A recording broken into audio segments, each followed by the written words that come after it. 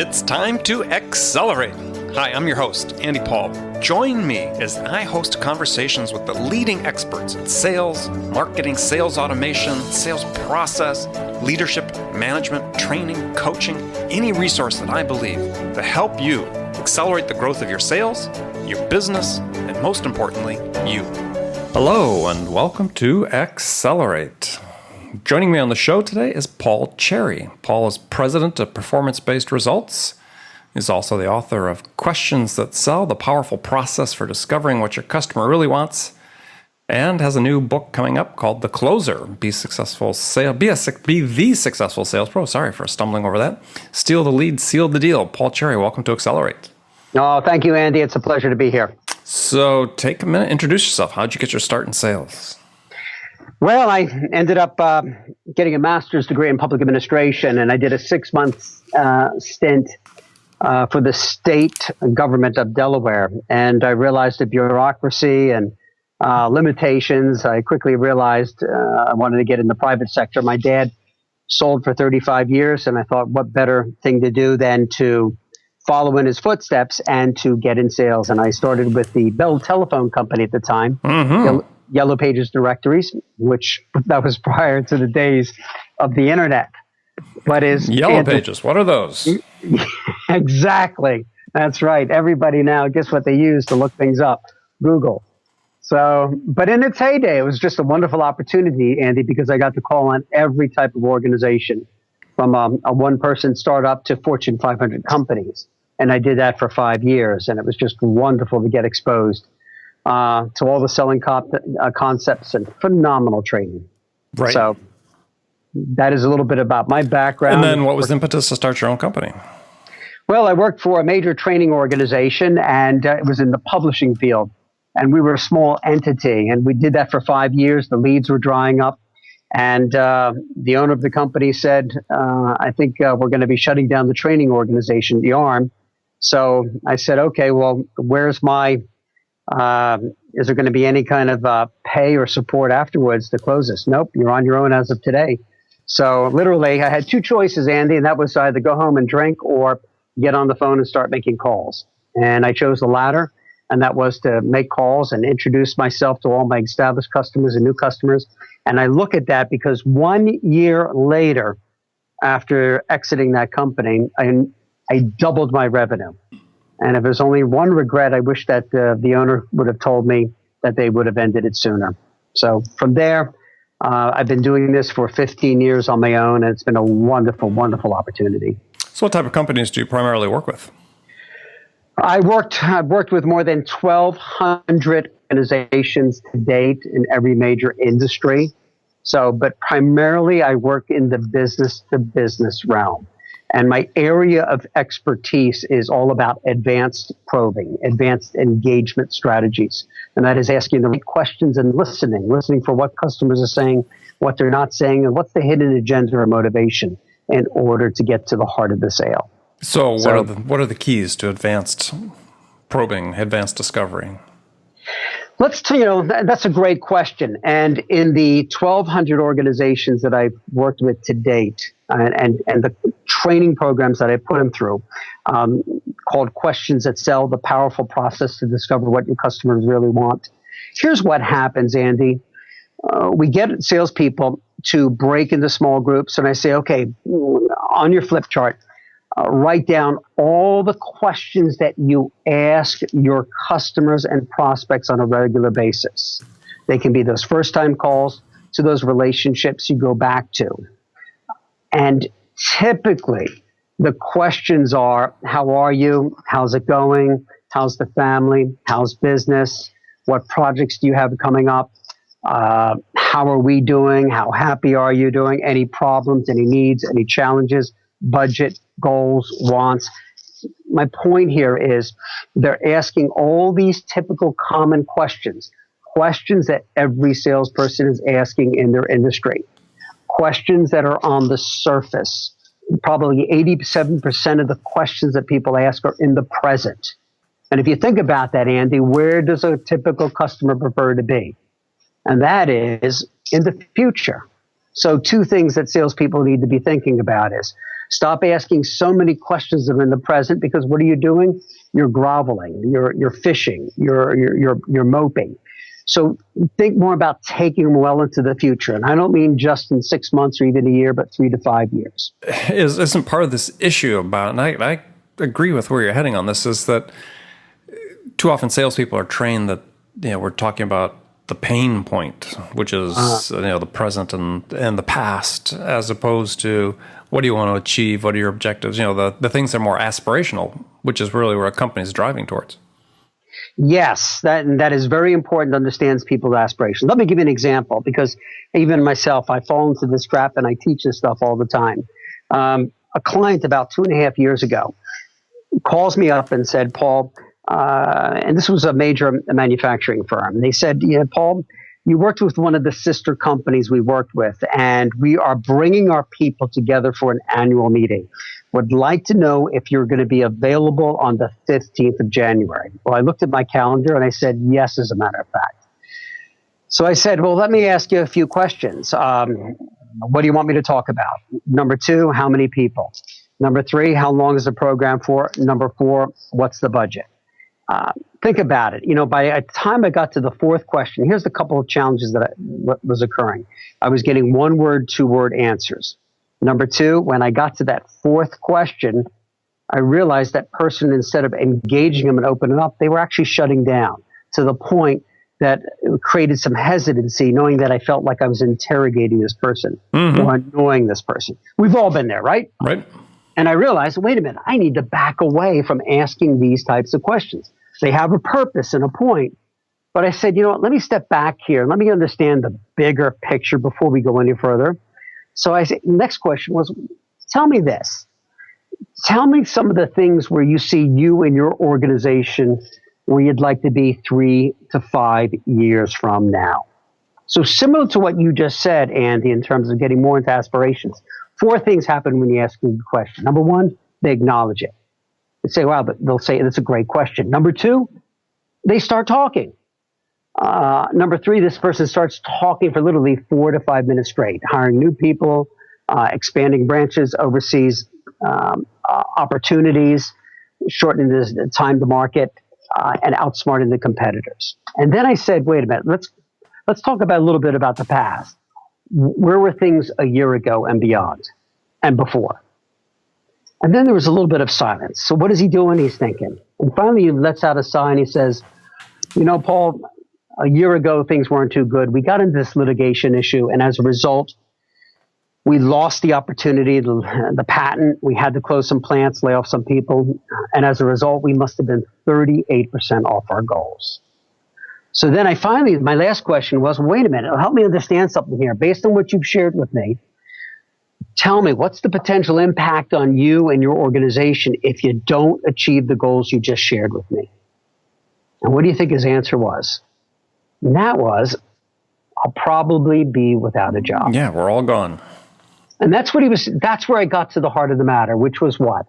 It was about job security. Job security, and knowing it wasn't about hiring somebody to come in to do a 1-day or 1-hour program. What was it about? Really about ensuring the security of the company, the people, and himself.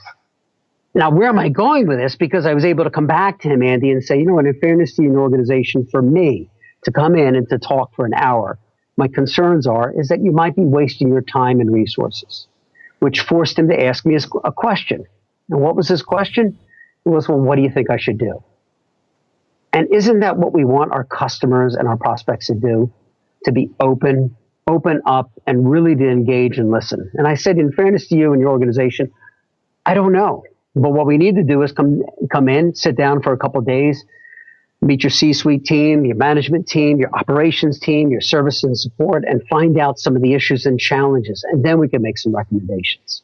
It turned out, Andy, to be our most lucrative, profitable customer. My point here is that when we listen to engage and understand, it puts us in a position of authority, of strength and power, because it allows us and empowers us and our customers.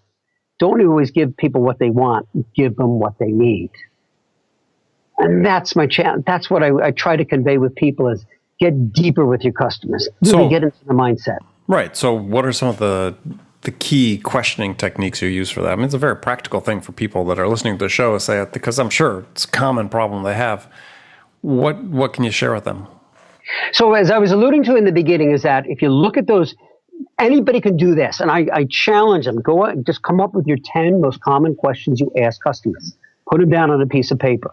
And interesting enough, as I've done this program, is that you'll see the majority of the questions are the who's, the what's, the where's, the when's, the why, which is fine.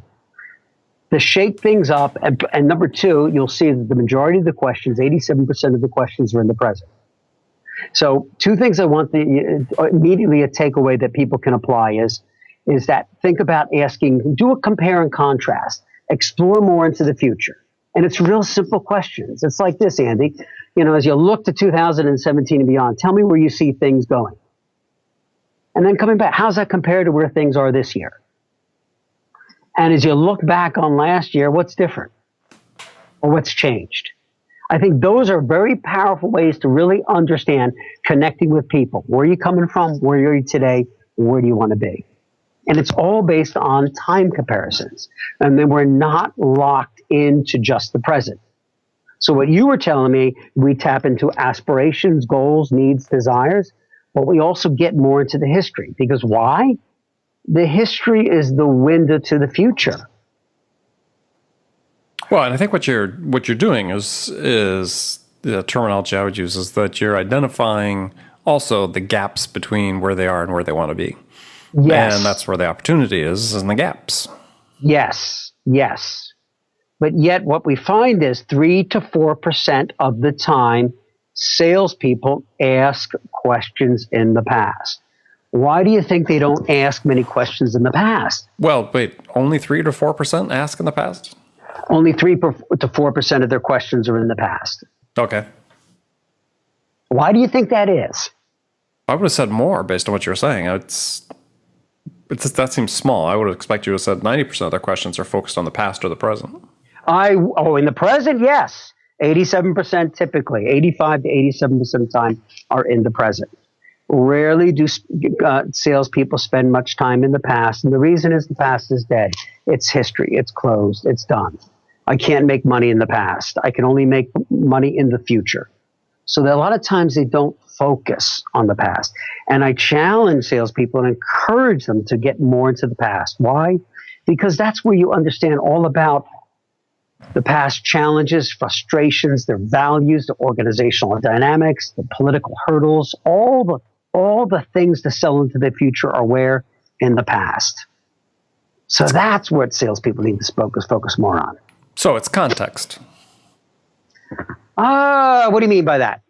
Well, I mean, you're creating a context for where they want to go based on what's happened in the past. I mean, how can you understand the present without understanding the past? So yeah, that makes sense. There you go. So so what I would say is understand that and just shake up their questions a little bit more instead of just the who's, the what's, the where's, the why's. I'll give you an example because we get into this in the Questions That Sell book and the other books where people are asking some of the questions such as, and probably most people wouldn't ask a question like this, but I want to give us an extreme question such as, are you the decision maker? Now, is that a closed-ended or an open-ended question? Yeah, closed, right. Closed-ended question.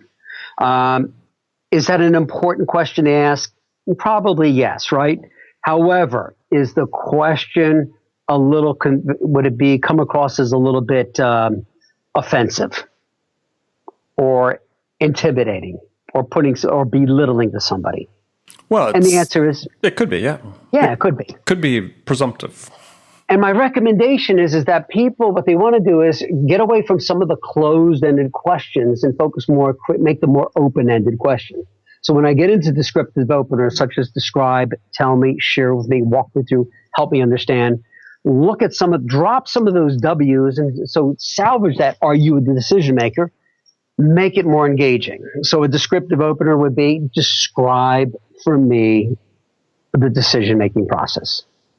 That's all. Just by tweaking the front end of their questions, make them more engaging. So I encourage the listeners to explore those questions. So is the challenge really, when you're doing your training, is it getting sales professionals to really ask these questions, or is it getting them to ask questions in general? Here's the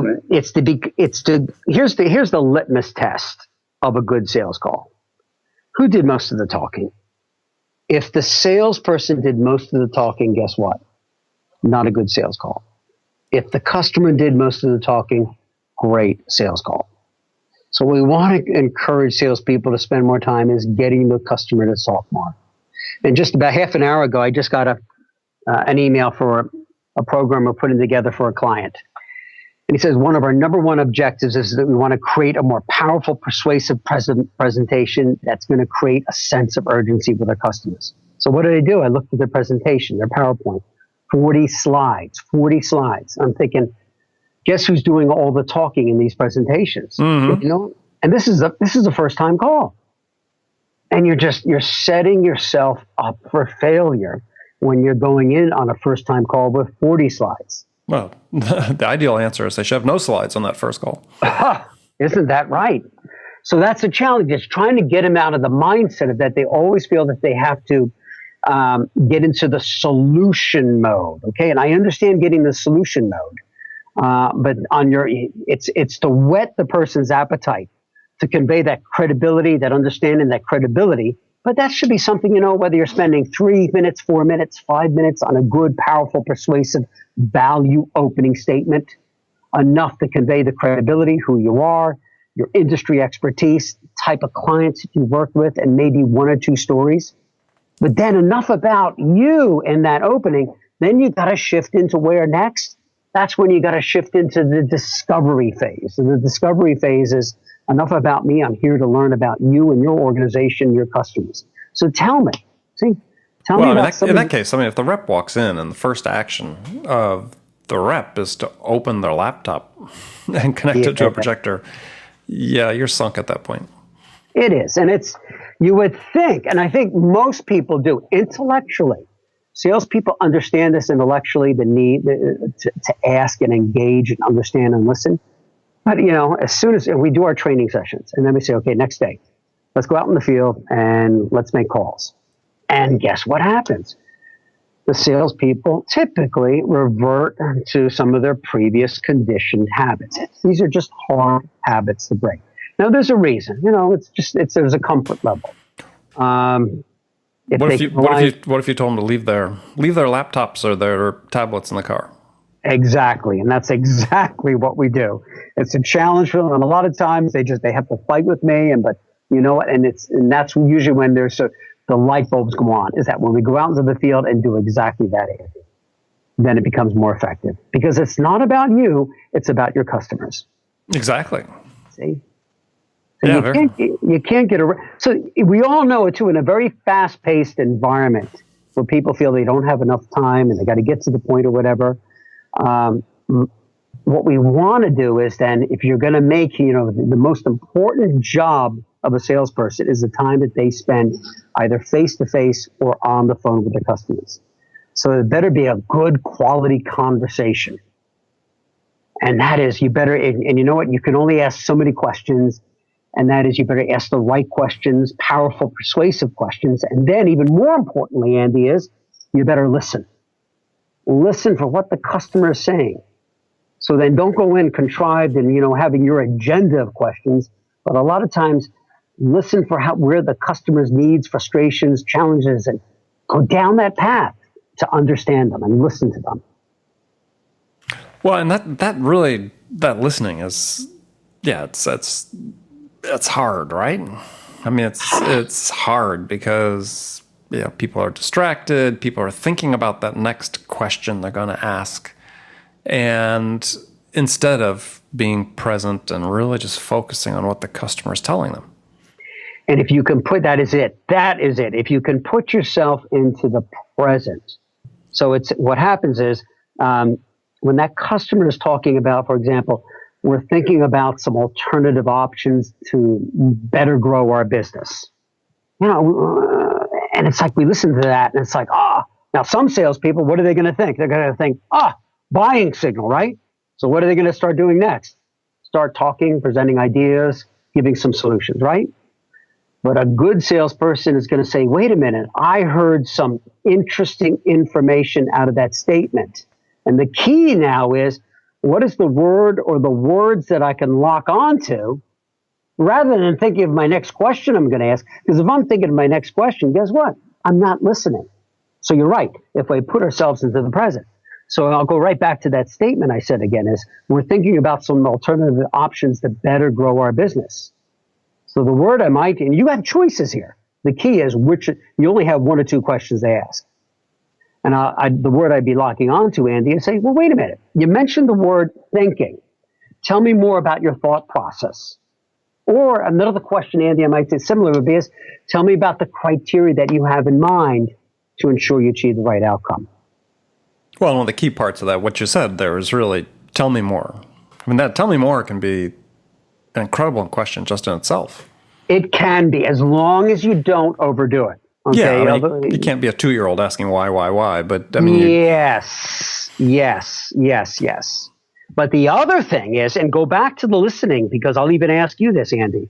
What was the first word I gave in that statement? You got me. You're not alone. The word was we. Okay? So what does that give me a clue to?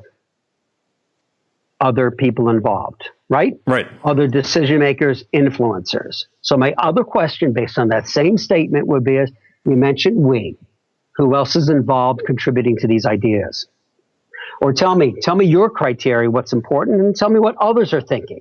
See, I need to understand that decision-making process, the buying criteria, the motivations. I need to understand. And they said the word thinking. I can get real deep into this, Andy, because what does thinking mean? Thinking means just we're considering, we're entertaining. We might do something. They're not in the have-to stage where they're ready to take action. So I challenge salespeople, when you hear those kind of clues, there's a desire, there's a motivation, there's a need, but it sounds like that person isn't ready to take action. I need to dive deeper, understand deeper what it is. Because when I'm going to present a solution, Andy, guess what? It better be meaningful, it better be impactful, and it better hit to the heart of the matters. Because when I step away, because assuming it's a complicated multi-step sales process, meaning I'm not going to close right then, but I have to have a call to action next step. I better make sure I'm really connecting with this person so I have a next step call to action. All right. But one of the issues that we still get into with sales professionals, especially in B2B spaces, is that, again, the questions, they're fairly routine. Sometimes even trite. I mean, it's yes. So it seems to me, in my books, I talk about what I call a killer question, which is a question that forces the prospect to stop and think, right? Something they didn't expect. Someone else told me, another way to think about it is, through the question, what you're doing is you're telling the customer something about their business they don't know but should. Yes, I like that. Yeah, can you give me an example? Well, I mean, it could just be an insight into their industry or the way other companies are, investing similarly to achieve certain value propositions, certain outcomes. It's something that is just sort of, outside the linear sort of thought process, because, there's sort of a, I don't want to call it a group think, but I mean, there's sort of a common thought process, especially if they've talked to more than a couple of vendors. Yeah, you could be asking the right questions according to the scenario you're talking about, but they're still be pretty similar to the questions somebody similarly equipped from another company might have been asking. So the question is, what are the questions you're asking that they hadn't been thinking they were going to get? Yes, that's it. And that's where people screw it up, because they think you'll hear the word verbiage consultative selling. And that's just, to me, it's just spewing information. But you're absolutely right. I need a couple things here. And this is according to the Gallup organization. Customers are 12 times more likely to buy and to continue to buy if you can create an emotional connection. Sure. And what we're talking about is making people think, stepping outside of their comfort zone, thinking about things they never thought about before. That's key. I would go so far and say people won't make a decision to buy without making an emotional connection. Yeah, but and I mean, getting to the heart of the matter. I'm working with a client who has a $500,000 managing account. And I said, okay, what exactly is this person's motivations? I don't know, but we have a great relationship. Well, you don't know their motivations and aspirations, where they see themselves 3 to 5 years in terms of their career. So, no, I don't know. It's like, well, it sounds like to me is you got to get deeper into these relationships, okay, and have that emotional connection. But I do, if you got a minute, let me give you an example Sure. of when you say make people think, because you're onto something that's so important. Working with a medical device company, and we were going out in the field after our training. We call on the CEO doctor of a surgery center. 10 seconds into the conversation, the CEO doctor says, why do I want to buy from you? You're at least $10,000 more than your competition, and your technology is inferior. Can you imagine that? I mean, it's like, how do you respond to that? And the salesperson just did a beautiful job, because it ties in with what you're saying about making people think. And he said, Doctor, I appreciate you sharing that with me. But let me do this. Let me ask you some questions to better understand. And that is the criteria that is important to you to ensure that you achieve the right outcome. And so the doctor started talking about criteria that was important to him. And that was basically minimizing risk,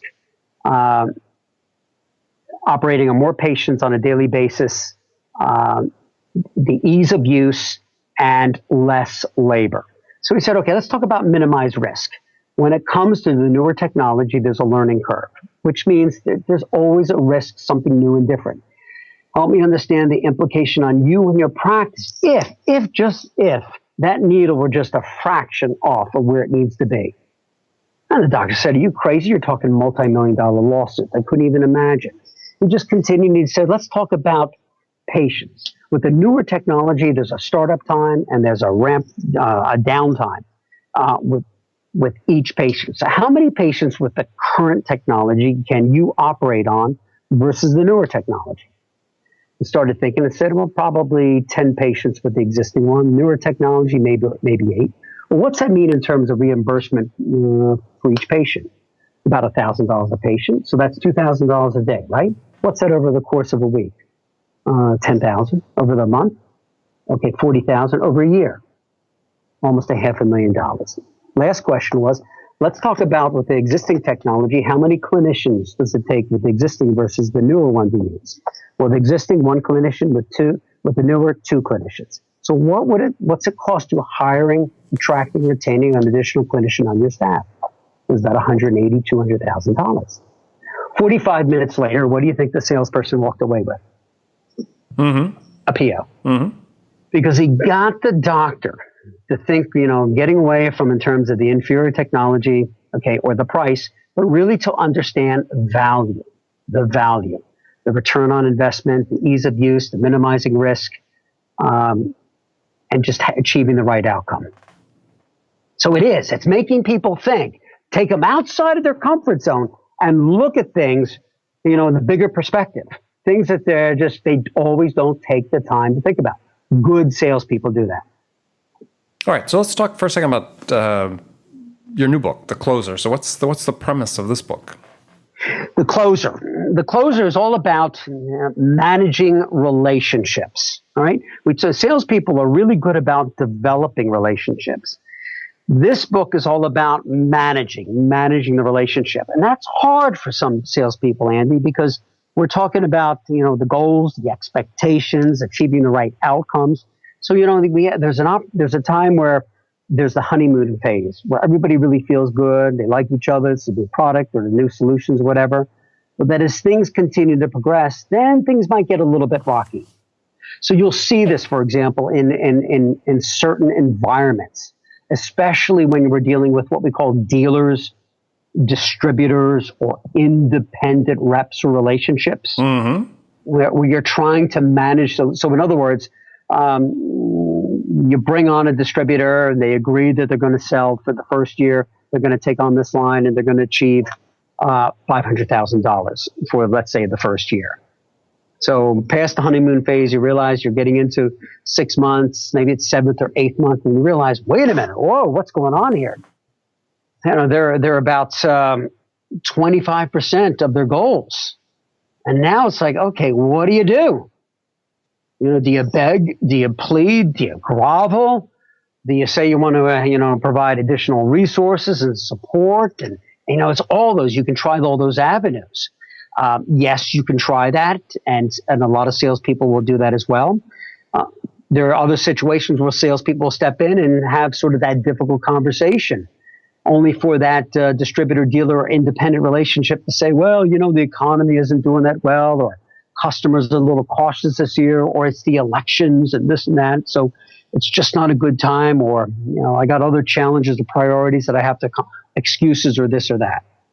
So what we're doing in this book is how do we actually manage the goals, the performance expectations, to ensure that customers stay committed, stay focused, and be accountable for their actions so they can minimize or eliminate some of these kind of difficult conversations that take place down the road.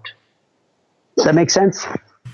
That's So give me some meat in terms of what that would look like. So one of the things would be, as we were just working with a salesperson on this very same issue, and it was all about the dealer started complaining about it was the market. It was in the agricultural marketplace. And he was saying because of the commodity prices down, that things weren't moving, so it was really out of his control. So he got into engaging the customer, and he said, okay, I understand where you're coming from, and I realize that it's going to be a challenge. So let me ask you, because you've dealt with this, you've been in business for over 30 years, and these are kind of things that have surfaced in the past. Tell me how you've handled it in the past. See? So what was he doing? He was getting him to reflect on past actions when he had similar hurdles and challenges. What did he do under those circumstances? So that got him to think. Number two, he started talking about, let's talk about, a strategy where we can work together to get these numbers up. But he focused and he said, tell me, what are some things that you can do between now and the end of the year to ensure that you're going to achieve the right outcome? So the customer said, what do you mean? Well, what are some things you're going to do in terms of advertising? What are some things that you're going to do to actually visit some customers, schedule some appointments, go out in the field, go out and actually have trade shows, these kind of things, challenging the customer to step up to the plate. That's what he was doing. Because what he was finding out with this particular dealer distributor was this was somebody who was very much accustomed waiting and sitting by the phone to ring.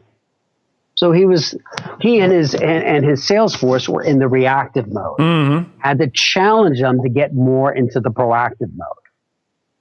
So that it was shifting gears and putting some responsibility on them, on this particular dealer distributor to take ownership. And that's an important thing that we need to engage and understand our customers to get them to step up to the plate and talk about action steps. That there are good action steps in terms of time, money, resources, opportunity that they're going to commit to. Right. That's an important step before we step in and say, how can we help you? Because if I bypass that and say, how can I help you? What do you think somebody's going to say? Oh, give me more of this. Give me more resources, cut your pricing, give me more incentives, cut back my goals, this or that. And all of a sudden there's a risk there because then I start enabling somebody and not empowering my customer. Got it. So the book, even though I know maybe it's not the case, but just to summarize this, is you give examples have to do sort of with channel sales. So is the book oriented more towards managing the channel partner? Managing the channel partner, but also managing what I call those key accounts, strategic accounts. Okay, got That's just as key. Why is that important? Because here's another example, Andy. Salespeople will get into a key account and they'll get comfortable with certain relationships. Here they think they become very deep and embedded. And then their big concern, frustration, or hesitancy is, well, I really don't want to be calling on other people in the organization because I may step on their toes. We've all heard that, right? Yep. And so what do we do? The point is, if you have a really good relationship with certain contacts in that organization, you would think a good relationship would want to open up doors of opportunity for you. And yet my point here is that when it comes to managing these key accounts is we need to either find ways to get these individuals to open up the doors of opportunity. Why? Mm-hmm. Because we're there to make them look good. We're there to give them recognition, appreciation, a vehicle of voice, greater resources, support, ideas, or whatever. People who have trust, where they really do feel we're bringing credibility, understanding, and can impact their lives personally and professionally, are going to want to open up the doors. The people who are like, no, you really don't need to talk to anybody else. We're the people who are in charge of the vendor management, the purchasing. It really comes down to us making the decisions. When you have those kind of situations, and they do happen, how do you manage them? Well, you got to be respectful under those circumstances and not step on the toes. However, what we can do is we can still ask the questions to gain insight into their relationships with others, cohorts, peers, and people above and below. Okay, good. And gosh, Paul, we're coming into the last segment of the show where I've got some standard questions I ask all my guests. And the first one's a hypothetical scenario in which you, Paul, have just been hired as VP of sales at a company whose sales have stalled out. CEO is anxious to get things turned around, unstuck, back on track. So your first week on the job, what 2 things could you do that would have the biggest impact? Well, that's you mentioned the stall. I'm going to need to find out why is there a stall, right? Okay. We need to understand, and I'm going to get to the heart of the matter. So we're going to be understanding 2 customers, understanding our internal customers and understanding our external customers. So we're going to be having face-to-face and phone conversations with both parties to get to the heart of the matter to find out what is the stall. Is it an attitudinal issue? Is it a skill issue? Or is it some sort of market condition issue? So I can't take any action until I understand.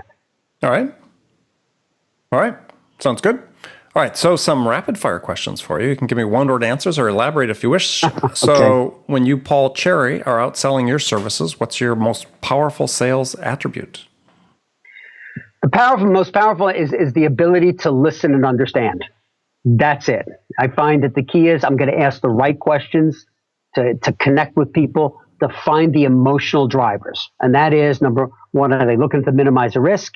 Are they looking to gain a competitive edge? Number 3, are they looking to be more profitable? Or number 4, are they looking to simplify their lives? Okay. Next question. Who's your sales role model? Sales role? I would say Wayne Dwyer. I'll say him. Yes. Okay. Wayne Dwyer. Besides any of your own, what's one book you'd recommend every salesperson read? How to Be a Rainmaker by Jeffrey Fox. I really enjoyed that book. And also Neil Huthwaite, Spin Selling. Neil Rackham. Yeah, Spin Selling. Okay. Yes. Last question. What music's on your playlist right now? I don't. No, I don't.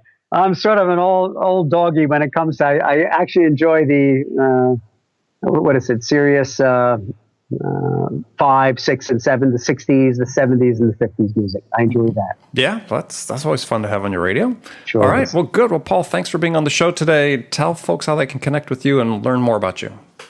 You can reach us at PB Results, P as in performance, B as in based, results.com. And send us an email, contact us, visit us, and I'll be glad to brainstorm any particular questions that you have and see if we're a good fit to achieve your goals. Excellent. Well, again, thanks for being on the show. And remember, friends, make it a part of your day, every day, to deliberately learn something new to help you accelerate your success. And an easy way to do that is to take a minute and subscribe to this podcast, Accelerate. That way you won't miss any of my conversations with top business experts like my guest today, Paul Cherry, who shared his expertise about how to accelerate the growth of your business. So thanks for joining me. Until next time, this is Andy Paul. Good selling, everyone. Thanks for listening to the show. If you like what you heard and want to make sure you don't miss any upcoming episodes, please subscribe to this podcast on iTunes or Stitcher.com. For more information about today's guest, visit my website at andypaul.com.